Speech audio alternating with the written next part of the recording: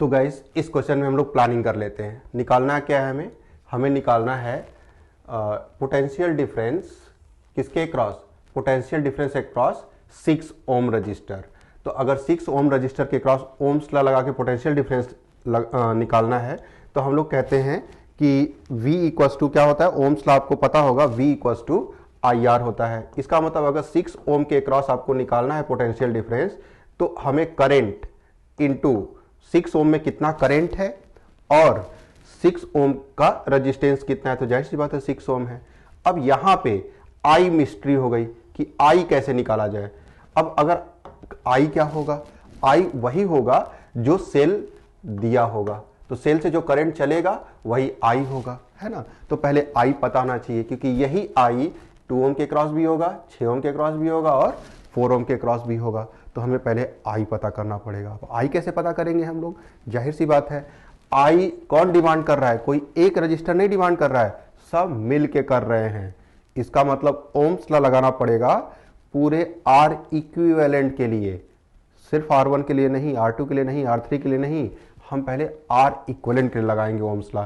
इसका मतलब इस मिस्ट्री को सॉल्व करने से पहले हमें I की मिस्ट्री सॉल्व करनी पड़ेगी। I कैसे आएगा, और I आ जाएगा V बाई R इक्विवेलेंट, और इक्विवेलेंट सीरीज कॉम्बिनेशन है तो हम यहां लिख दे रहे हैं R equivalent of series combination. तो ये RS है, ठीक है, RS निकालना है, इक्विवेलेंट सीरीज का इक्विवेलेंट निकालना है, I निकल आएगा। लेकिन I तब निकलेगा ना जब आप RS निकालोगे। इसका मतलब कि ये टैकल तब होगा जब हम RS निकालेंगे, तो इसका मतलब हम पहले RS निकालेंगे।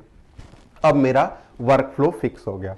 कैसे स्टार्ट करना है, first you find the RS, then move Ohm's law लगाइए R इक्विवेलेंट के लिए I आएगा, और तीसरा फिर ओम्स लॉ अप्लाई करिए 6 ओम के लिए।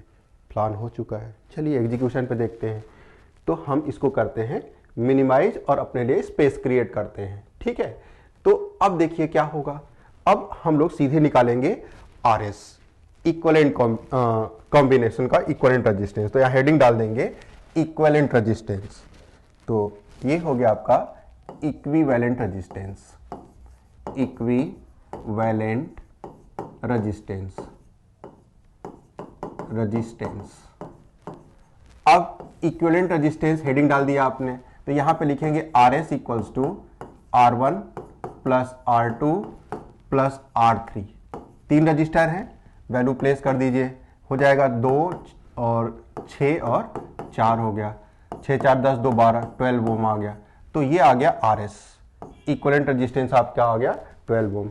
एक हम लोगों ने क्या कर दिया, कंप्लीट कर लिया। सेकंड पे चलते हैं, current from the cell. Heading डाल देंगे करंट या electric current, current from battery, cell नहीं है, ग्रुप ऑफ सेल है यहां पे, है ना। ग्रुप ऑफ सेल को हम लोग क्या कहते हैं, बैटरी कहते हैं। तो current from the battery, I applying Ohm's law across for the R equivalent. तो V बाई क्या हो जाएगा, R इक्विवेलेंट RS हो जाएगा। वैल्यू प्लेस करेंगे, V की वैल्यू कितनी दे रखी है हमारे पास, 6 वोल्ट है, और ये 12 आ गया, तो ये कट कुटा के 1/2 एम्पियर आ गया। 0.5 लिखने की जरूरत नहीं है, फ्रैक्शन में डील कर लीजिए, बहुत ज्यादा कॉम्प्लिकेटेड फ्रैक्शन है नहीं। अब तीसरा चलते हैं हम लोग, ओम्स लॉ लगाते हैं किसके लिए, 6 ओम के लिए। तो यहां पे लिखेंगे applying Ohm's law for, applying Ohm's law किसके लिए, फॉर 6 ओम रजिस्टर। तो क्या हो जाएगा, V equals to I into 6 ohm. That means value place करेंगे, I की वैल्यू 1/2 रख देंगे, 1/2 इंटू 6, दैट बिकम 3। तो आंसर नीचे आप लिखेंगे, हम यहां बगल में लिख दे रहे हैं। तो ये हो जाएगा V जो 6 ओम के क्रॉस वोल्टेज है वो आ गया 3 वोल्ट। उसके बाद लैंग्वेज में भी कोड कर दीजिएगा अगर आपके पास टाइम है तो, अदरवाइज बॉक्स में किए हैं तो आपको पूरा नंबर वैसे ही मिल जाएगा, है ना, आपने काफी कर दिया है। अब चलते हैं हम लोग कि बोर्ड मार्किंग स्कीम, कि बोर्ड कैसे नंबर देगा। तो सबसे पहले आपको RS निकालने के लिए हाफ मार्क्स आपको मिल जाएगा इक्विवेलेंट रेजिस्टेंस निकालने के लिए, क्योंकि आपने ये टारगेट किया कि हमें वहां देना है। उसके बाद आपने ओम्स लॉ यहां पे क्या लिखा है आपने, ये I की वैल्यू फॉर्मूला लिखा है आपने, ओम्स लॉ लगाया है इसके लिए। आई की वैल्यू निकाला है 0.5 या 1/2, उसके लिए नंबर मिल जाएगा, हाफ मार्क्स बचा आपका फाइनल ये आंसर निकालने के लिए। तो ये 2 मार्क्स का स्प्लिट हो गया। तो देख लीजिएगा आप कितना स्कोर कर पाते हैं। चलते हैं, अगर मान लीजिए कि ये नहीं कर पाए तो इसके सेकेंड पार्ट पे मूव करते हैं।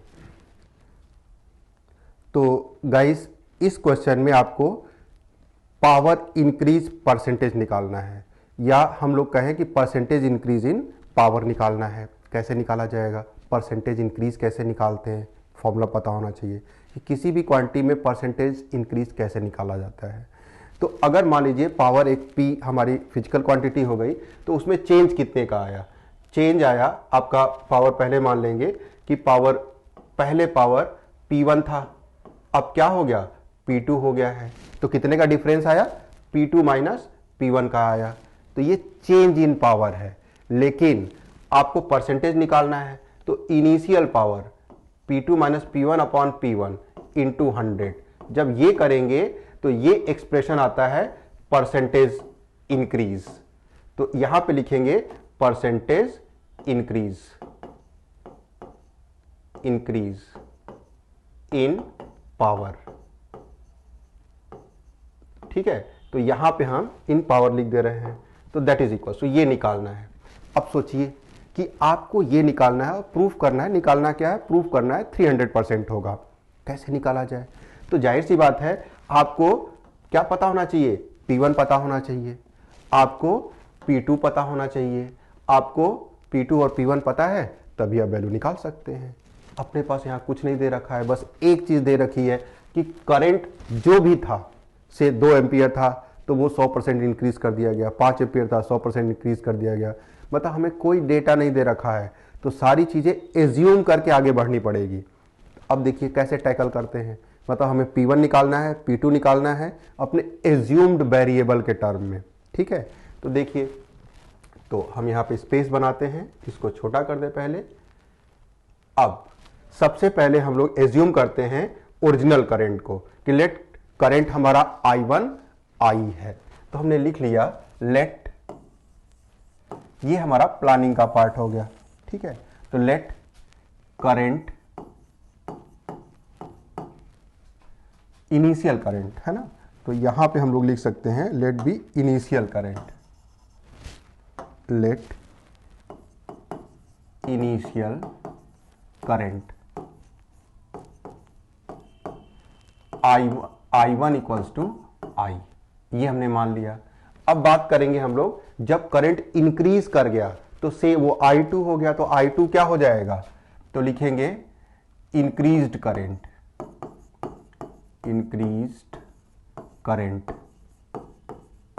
I2 क्या हो जाएगा, I1 जो था वो तो था ही, लेकिन I1 का कितना परसेंट, 100%, 100% ऑफ I1। अब I1 I था, और 100% का मतलब 100 अपॉन 100, 10% और 10/100, 20% 20/100 हो जाता, ऑफ इंटू I1 की वैल्यू I है, ये कटा, I 2I हो गया। इसका मतलब I2 की वैल्यू क्या आ गई, 2I आ गई। अब बात करते हैं पावर की, तो पावर का formula P equals to I²R होता है करंट के टर्म में, तो पावर हम लोग P1 लिखेंगे, पहले P लिखेंगे पावर I²R। अब इस फॉर्मूले को इस्तेमाल करके हम P1 लिख लेंगे, तो रजिस्टेंस चेंज नहीं हो रहा है, मतलब रजिस्टर वही है ना, अप्लायंसेस चेंज नहीं हो रहा है, करंट बदल रहा है बस। तो I यहाँ पे I1² लिखेंगे, I1 की वैल्यू I है तो I² हो गया, ये P1 हो गया, ठीक है। P2 क्या हो गया, P2 बिकम I2² हो गया।